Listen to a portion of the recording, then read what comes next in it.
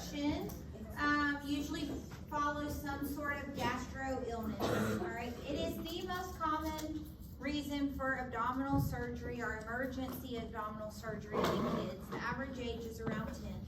The complaint is going to be periumbilical, so that's right around their belly button, and then it's going to progress to that right lower quadrant pain, okay? They're going to have nausea, they're going to have vomiting, they're going to have painful car rides.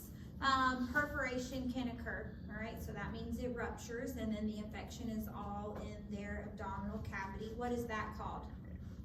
Say it again. You have infection in your abdominal cavity. Peritonitis, okay? If a doctor were to order any laxatives or enemas, then that would be a nursing thing that you would question, okay? You would question the safety of that, all right? Because if we're ordering laxatives or an enema, then we're going to stimulate GI motility, and that can increase the risk of bowel perforation or the appendix perforating in these patients, okay? So that's why they really have to determine if a kid comes in, like, is this appendicitis or is this constipation? Because the treatment that we would do for constipation could cause big problems if it were truly appendicitis, okay? Now, when I tell you, majority of the kids that I have sent to the ER for concerns of appendicitis, you can't even put a stethoscope on their stomach to listen to their bowel sounds, okay? That is how tender their belly is, okay? So they are, you know, like walking around, like you can tell they're in pain. You have them lay down, you go to put a stethoscope on their stomach, and you hit that right lower quadrant, and they're like shooting up off the table in pain, okay? I mean, I'm not even palpating, okay? Like, I'm just putting a stethoscope there gently, like, right, just to listen. And they're jumping up off the table, okay? The jarring motion, so sometimes what we'll do is just tap them on the bottom of the foot. So when they're laying on the table, I'll tap on the bottom of their right foot. If they have appendicitis, they're gonna complain about that gentle little tap on their foot, okay? And then if they can jump up and down, 100% do not have appendicitis, okay? Because that jarring motion is gonna have them doubled over in pain, all right? So, just some little kind of tips and tricks. They also cannot lay flat. Some of them can lay flat just because fine. Well, I had that too. So you kind of pull your knee through your abdomen. They will to kind of for comfort. Yeah. So every time you try laying them flat, they gonna try to pull the leg back. Yeah, some of them will, but not all of them. It depends on how inflamed that appendix is. Here in USA, they don't treat, right? They remove. Well, we're gonna get there. So there is the option to treat based on the severity. Yep. So I have a slide in just a second. Okay. So peritonitis, this is perforation leads to peritonitis. This is just your little like reminder slide. Y'all should have had this already to show you what peritonitis is, nursing care, all of that. Okay. Now, non-operative treatment for appendicitis is going to be IV antibiotics, okay? They're going to monitor them. They may even discharge them home with PO antibiotics, okay? Not all the time does it have to come out, but honestly, majority of the time they do take it out, okay? So the definitive treatment is going to be surgery. So they're going to do an appendectomy. It's going to be laparoscopic, which means they have like an incision at the belly button and then 2 other incisions where they insert like the camera and all the tools in there, and they take it out. Sometimes though, if it's ruptured, they can't pull a really open, infected, really large appendix through a tiny little hole. So sometimes they actually have to cut a larger hole and do an open removal. If it is ruptured, then they get surgery and they get drains, and it's very, very complex post-op care, okay? They have NG tubes with low, that LIWS is low intermittent wall suction, okay? So you don't even want fluid going in there. You're suctioning everything out of their stomach, okay, until their GI motility returns. They're NPO, they're getting IV fluids, they're gonna have drains, they're gonna have dressing changes. It's gonna be open to pack for secondary healing. Pain management is gonna be a big thing. So when it ruptures, it takes this very simple, kind of uncomplicated, very in and out surgery and turns it into this very big, long, prolonged recovery when you have a ruptured appendix, okay? Because you have infection, it's gonna be a whole lot more to take care of.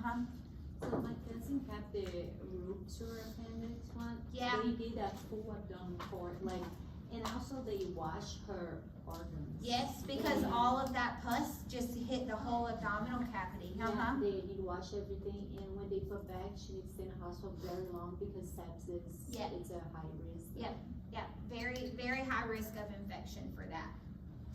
All right, now we're gonna talk about a couple of structural defects, okay? So cleft lip, cleft palate, esophageal atresia, hernia, gastroschisis, and omphalocele, all right? So this is cleft lip, cleft palate is a congenital abnormality that affects the lip, the hard, and or the soft palate, okay? So you can have one without the other. So some kids have a cleft lip and their palate is intact. Some people have a cleft palate and the lip is intact, and then sometimes you can have both, okay? So this is, and it also can be unilateral, or it can be like this little baby down here where it's bilateral, okay? It's considered a midline defect, so it's something that just did not form right in those early few weeks of utero. The symptoms are either going to be separation of the lip, the palate, or both, okay? Now what's going to happen? So if you have a hole in your palate, recurrent ear infections are going to be a big problem, right? Because everything from your mouth is going up into the sinus cavity, yes? Okay? Uh-oh, I got messed up again. Failure to gain weight, okay? So I had a mom that brought me 2 twins, okay? I had taken care of these babies. They were in the NICU. They were like 34, a little less than 34 weeks at birth. She brought me 2 twins, okay? They were coming in for their 2-week appointment. One is gaining weight fine, and one she's like, I can't get her to eat. She spits everything up that I feed her. Mom's frustrated. I'm like, okay. So I'm like, can I feed your baby? And she's like, yeah, sure. Here, take the bottle, feed the baby. Figure out if you can figure out what's wrong with her. I'm like, okay, fine. So I sit down in the room beside the mom. I feed the baby. The baby takes a sip of the bottle. The minute milk just shoots out of her nose. And I'm like, and the mom just looks at me and I'm like, I think I know what's wrong with her. I need you to hold her upside down. And she's like, okay. So she holds the baby upside down like this, and I get a tongue depressor, and I gagged her, and her palate was intact. The defect was she had a cleft palate of the soft palate, so it was past the uvula, so you couldn't see it, okay? But every time she swallowed the milk, instead of going down, the tongue forced that milk to come back out of her nose. So that's why she's not gaining weight. The mom didn't tell me she was spitting the milk out of her nose. She just told me she was spitting up, okay? But no, it was literally milk was just shooting out of her nose. But I fed enough babies as a NICU nurse with cleft lips and cleft palates that I knew that's what was wrong with her, okay? So of course we admitted her to the hospital, got her NG feeding, got GI to come in. She eventually had surgery. It just takes a little while for them to get big enough to have the surgery. And so she had to have NG feedings while we waited, okay? All right, but nasal regurgitation during feeding. So that's one of your telltale signs. Is this single with twins? Not necessarily, no. And it was, the one twin was fine and the other one had this. It's just a midline defect, so it just happens sometimes. They were obviously not identical, right? But even if they were, it still could have happened because it's just something embryonic that didn't form right. All right, diagnosis. So physical exam of the mouth, the nose, the palate is going to confirm the presence of a cleft lip or cleft palate, okay? You're going to palpate the palate with a gloved finger. In that baby's case, though, it was behind the uvula. Nobody's putting their finger that far back there, okay? So other testing, you would want to rule out other genetic defects, especially hearts, okay, because that's another midline defect. So if things are not forming right midline, the heart could also be associated. Treatment, so we want to improve their speech, their feeding, and their appearance. All right, they're going to see a craniofacial team for surgery. It's usually a multi-step recorrective surgery. Treatment is going to extend over a period of several years. There are some key things, though, that we need to know for surgery post-op care, okay? Do not disrupt suture line, all right? What do babies like to do? They like to put their hands in their mouth, okay? If they're putting their hands in their mouth or they're putting toys in their mouth and they have stitches in the roof of their mouth, if they're trying to chew on their fingers, do we think that they could potentially put their finger through that? Yes, they get their elbows immobilized, okay? So these babies are in arm restraints, okay? So we're putting on a little restraint that goes from here to here that's gonna immobilize their elbows so they can't bend them to put their fingers in their mouth. It's really sad, right? But the worst part would be going back to surgery to suture up their palate because they poked a hole in it, okay? So everything immobilized, all right? They get syringe fed or a soft diet. Obviously, pain medication is a big thing with any surgery, right? We're going to avoid things in the mouth. So suction, we're going to be careful bulb suctioning them. Pacifiers, not going in the mouth. Spoons, straws, we're definitely not taking an oral temperature, okay? Can you imagine calling a physician to tell them you put a thermometer in their mouth and it went through their suture spot? Good luck on that phone call, okay? You want to prevent vigorous crying because crying can cause tension on the suture line, which could cause them to rip or pull apart their stitches. Oh man, we are all messed up. Okay. All right, now we're going to talk about esophageal atresia. This is failure of the esophagus to develop as a continuous passage. Then we have tracheoesophageal fistula. So this is failure of the trachea and the esophagus to separate into the strings. So there are two main associated syndromes that you're going to see with these, okay? And they have a bunch of other things that are also associated, okay? 50% though are associated with one of these two congenital defects. All right, so here's your trachea, here's your esophagus. So when we're talking about A is a esophageal atresia, you can see the esophagus is just not connected to where the esophagus came. There's just a gap there, okay? So what's gonna happen? You're gonna feed this baby, the food's gonna hit right there and it's gonna come back up. They're gonna vomit, okay? It does not connect to the stomach. There is nowhere for it to go. All right, this one is gonna be the most common. So this part didn't fail to connect. But then the lower part of their esophagus, the part that's connected to their stomach, is actually connected to their trachea, okay? So all of their gastric acid and all of that is actually going into their lungs. That's bad, right? And then you have this one where just a tiny little piece of that esophagus is connected to the trachea. So everything you feed them, instead of going into their stomach, is actually going into their lungs. So what symptoms do you think you're going to see for that? Aspiration. They're going to show aspiration symptoms, right? They're going to turn blue when you feed them. They're going to cough. They're going to choke. They're not going to be doing well, okay? So the better of the three is to have this one, A, right? Yes? Okay. But really none of the three are great options, okay? So symptoms are going to be difficulty swallowing and feeding. Aspiration pneumonia is definitely going to be a risk in those lower two, okay? Or the second two. Choking, coughing, cyanosis associated with feedings. Do you want to know how we used to semi-diagnose this in the NICU? We would attempt to put an NG tube in and it wouldn't go anywhere. It would just, you would go, you're like hitting resistance. And like, it's supposed to go in 5 more centimeters and it won't go anywhere.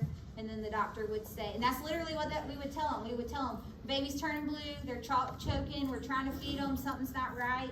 And they would say, try to put an NG tube in and see what happens. And you would be like, oh, it's not passing. And they would say, okay, well, let's order x-ray because they probably have some type of TE fistula, okay? So this is what when I said the contrast stuff for the upper GI looks cool. So this white is actually contrast that the baby drank, and you can see it's not going anywhere. You can actually see right there where the esophagus ends, okay? This one here is, you can see the esophagus ends right there, and that actually is an NG tube that didn't go in, okay? So probably should have went, I would imagine if we were trying to get it in the stomach down here, probably another 5 or 6, maybe 7 centimeters, and it never made it that far, okay? So they hit resistance, all right? So diagnosis is going to be confirmed with contrast studies, but the inability to insert an NG tube is going to be another one. If it was the one where the esophagus is connected to the trachea, the C, then when you would put that NG tube in, they would start choking as if you put it in their lungs. So they would start turning blue and things like that, okay? So that's how we would kind of tell like which one it was just at the bedside without having to do all the tests or while we were waiting on them. So clearly this baby's gonna need surgery, right? We gotta connect the abnormal connections. Pre-op care is gonna be focused on avoiding aspiration pneumonia. So they're gonna be NPO. We're gonna elevate their head of the bed if they have the one that the gastric contents could go into their lungs. We don't want any reflux of stomach contents going into the lungs. We're gonna remove any mucus or saliva that could be inhaled. Post-op care, NPO, GI decompression, wound care, a very controlled feeding schedule once it's safe.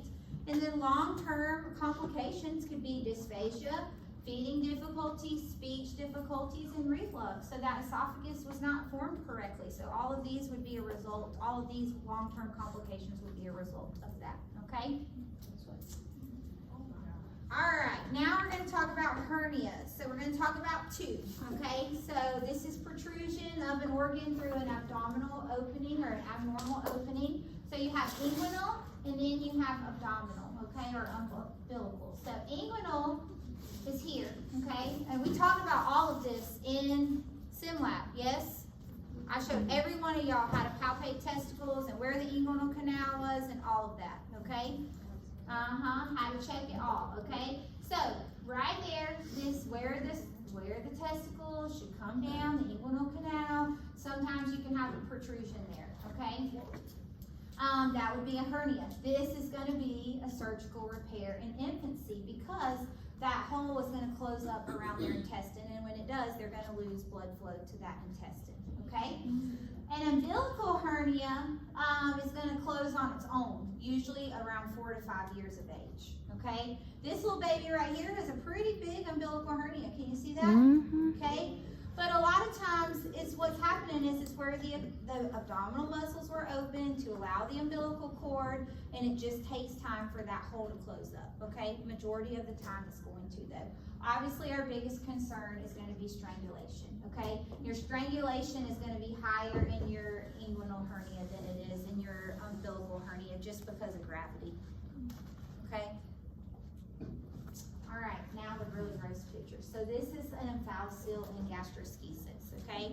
So very similar to our spina bifida, right? It's a big sac-like protrusion on the body. It's just on the opposite side of the body, okay? So the difference is an omphalocele is going to be this one. It's contained within a sac, okay? So you can look at that and see like that's a whole bunch of intestines kind of in like a balloon looking thing. I know, you're really going to be ready to eat lunch right after this, aren't you? Yeah. Okay. The gastroschisis is this baby here, so there is no sac. Okay, so it's not contained within a sac, okay? Can this baby have a vaginal delivery? No. Absolutely not, right? C-section all the way, yes? Okay, so this is congenital. It occurs in early pregnancy. Basically, the intestines are protruding through a hole beside the belly button, okay? I told you the differences between the two, all right? Surgical management. So they're going to protect the area. They're going to fix this, okay? However, this is a big protrusion here. They can't just take that baby's skin and just stretch it and suture it up, okay? They gotta kind of wait a little bit. So that's what they're doing here. They're gonna let those abdominal contents kind of fall into the stomach, and then they're gonna have to kind of gradually close these things. It's not an immediate closure, okay? So what are our risks here? Because there's a couple. Infection, absolutely, okay? What else? The sac could rupture, but one of them doesn't even have a sac, so that's not a huge deal on that one. What else? Ileus, okay. What else? Organ failure. Okay, so these things, in your stomach, you have like peritoneal fluid, right? Okay, that keeps things kind of where they're supposed to be. For this baby here, if these things get pinched or twisted or something happens, they're gonna have obstruction of blood flow, yes? And when they have obstruction of blood flow, they're going to lose whatever part of intestine is not getting blood flow, okay? One of the scariest transports I ever went on was we went to Thomaston, okay? If you've ever been to Thomaston, it's in the middle of nowhere, all right? Yes. And we went to get a baby, And this baby was a 32-weeker, born at an outlying hospital because mom knew the baby had gastroschisis, okay? She knew.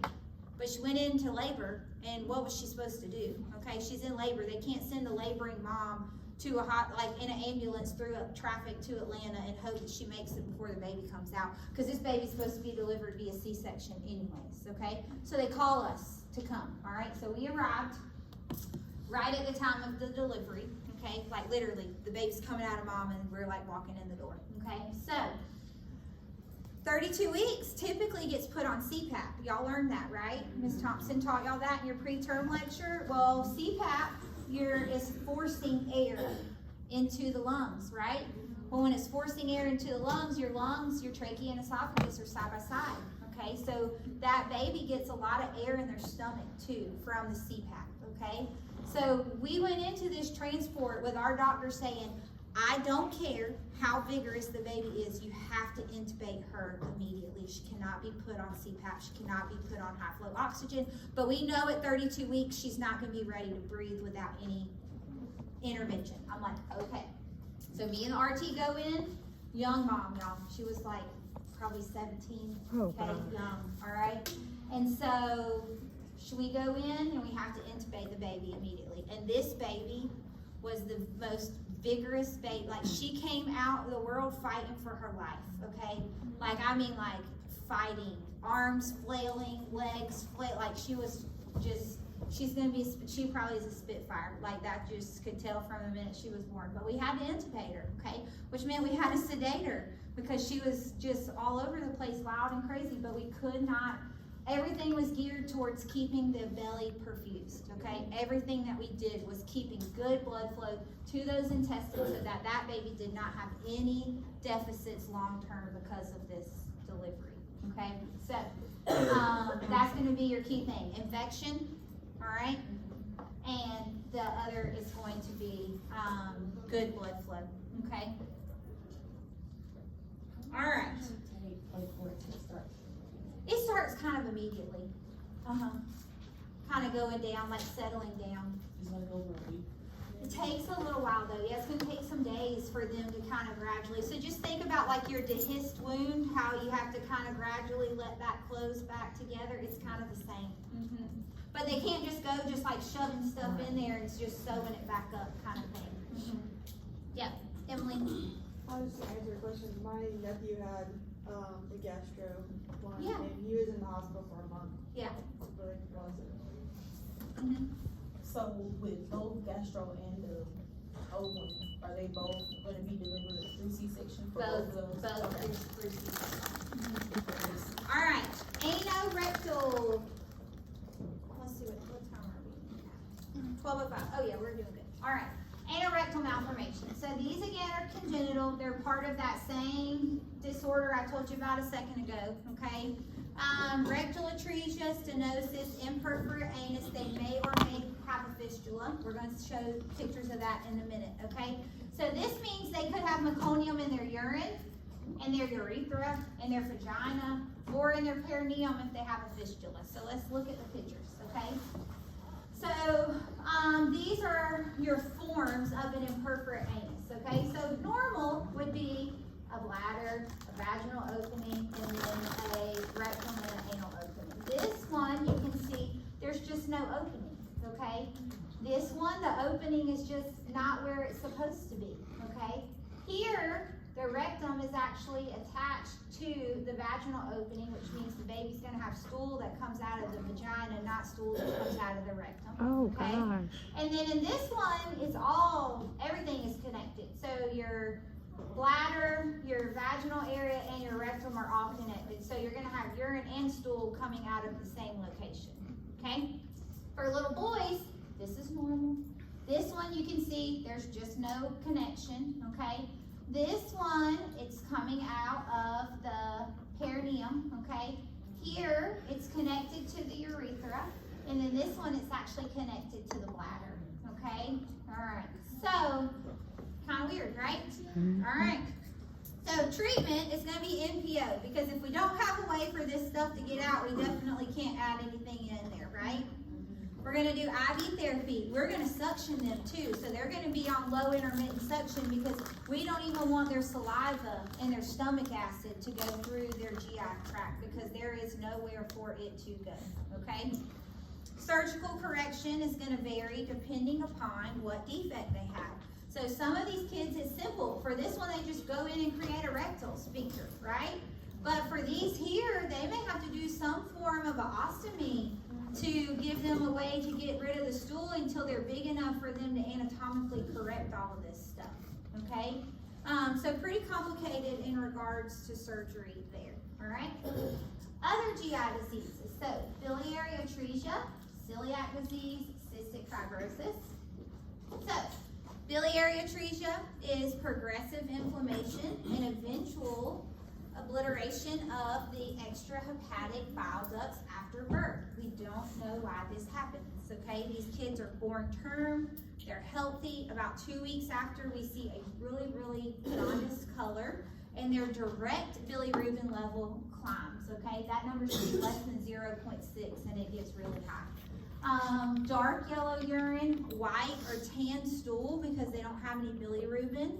Abdominal distension, hepatomegaly, liver functions are going to be bad, okay? Failure to thrive, irritability. So surgery is going to be the key thing. What they're going to do is they are going to do basically a hepatic surgery where they're going to connect the intestine to the liver. So they're going to, it's called the Kasai procedure, but they're going to kind of try to create a bile duct. Nursing focus is going to be fat soluble vitamins and then caloric support because of their fat needs and fat malabsorption. Alright, celiac disease is the inability to digest and utilize products with gluten. Gluten is an allergy, so this is an immune condition seen between 6 months and 2 years when we start solid food, okay? Parents are going to say they have diarrhea, fatty stools, constipation, their belly's going to be big or bloated, okay? They're going to be irritable, they're going to have dental problems, delayed puberty when they get older, anemia, and nutritional deficiencies, okay? There's a few of them there, all right? How do we diagnose this? So we do IgG testing, and that's how we're going to tell, okay? So there's a celiac panel. It is also genetic. But they will also sometimes do a small bowel biopsy. How do we treat it? Well, we get rid of gluten in our diet, okay? Avoid wheat, rye, barley, oats, and nutrition may be needed because this family might have a hard time substituting non-gluten things into the way that they cook and things like that, okay? This is just another slide on the gluten-free diet. All right. Cystic fibrosis, the last topic. We're almost there, okay? I didn't see the other one. I might have deleted it accidentally. Oh well, it's fine. I'm not really going to add it today. We'll just do without it. So not on the exam? All right, genetic. It's the methyls diverticulum. I meant to copy and paste the slide, but I might have forgot to do that. I was trying to move it around. All right, so genetic, historically Caucasian for cystic fibrosis. Boys and girls are equal, right? Short in life expectancy. We've talked all about it, okay? But we're just going to focus on the GI stuff. So what medicine do we give them? What is the most important thing with cystic fibrosis? Get the mucus out. Thin it. You give them a nebulizer, baby. It's like it's a lot of mucus. It's a lot of mucus. Break it up. It clogs up everything, right? It clogs up their lungs, it clogs up their GI system, it affects their endocrine system. But what is the main thing as the nurse we have to do? Give them what? A stool? I mean, Stuff to break up. It's ain't something. It's like it sounds like acetaminophen. What's the but thing we have to do? the CPT therapy? Oh, well, no, that's what. you tell us. We lost. You give them, you sprinkle the enzymes on their food Oh, the before every meal pancreas and is, snack. come on, Dad. Right? We're talking about GI. What's the most important thing? for GI. Well, you confused me when you said that. I know, and that was a test question in community too, It was. cause y'all missed it. Well, hold on. I got it right, baby. I got it right, baby. I might not get the name, but I know what I'm Charlotte was like, hey, I'm like, we talk about cystic fibrosis. Alright, so, failure to pass meconium, right? Thick putty stool, it does not pass in the first 24 to 48 hours. Now the pancreas can have fibrosis, it's blocked by ducts, like basically they develop diabetes because their pancreas is so clogged up that it just can't function the way it's supposed to, okay? Their bile ducts are the same thing, so the bile ducts obstruct from the mucus, which can then cause them to have liver problems, okay? It also affects their stool. And then the liver obstruction from the bile duct can cause portal hypertension, which then can make their spleen get enlarged, okay? So basically this thick, yucky mucus is just clogging up everything, okay? And it is affecting multiple organs, okay? Endocrine system, multiple organs of the GI system, definitely their lungs, okay? And then the rectum can be prolapsed because of the thick impacted feces, all right? So, how do we handle this? Well, we want to promote healthy life, all right? So things are getting better because medicine is evolving. Prompt treatment if they get infections. Improve oxygenation with chest PT. Pulmozyme is going to help decrease the viscosity of the mucus. They are going to inhale that. But for their diet, which the GI is what we're worried about, is going to be high protein, high calorie foods. Fluids are very important because the more they drink, the thinner the secretions are going to be, okay? Fat soluble vitamins are going to be important for them. And pancreatic enzyme replacement with all meals and snacks, okay? Do I think that's going to be on your HESI? Yes. Okay, yes, Are we still doing the CPT? yes, we are still doing the CPT, okay? And they get the little vest, right, where that shakes them, and they do that multiple times a day with their breathing treatments. All right, we're done for today, okay?